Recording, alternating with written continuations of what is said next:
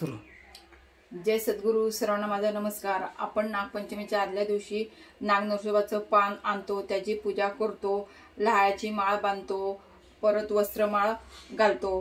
परंतु आपण ते पान कधी काढायचे आणि व त्याचा विधी काय आहे ते आपण पाहणार आहोत.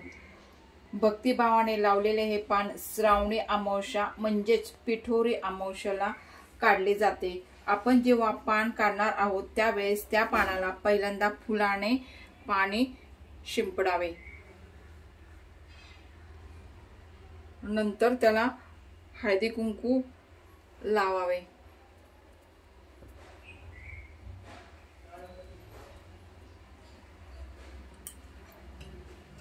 नंतर उदबत्ती ओवाळावी.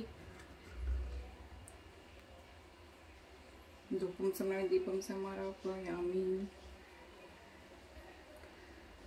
नंतर दही भाताचा नैवेद्य दाखवा. दही भात नैवेद्यम समर्पयामि. दही भात नैवेद्यम समर्पयामि. दही भात नैवेद्यम समर्पयामि.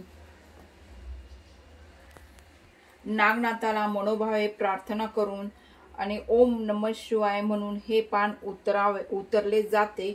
असे मानले जाते की त्यामुळे घरात सुख शांती आणि समृद्धी येते. हे पान पाण्यात विसर्जन करावे. यावेळी अमावस्या शुक्रवारी सकाळी 11:55 सुरू होते व शनिवारी सकाळी 11:35 संपते.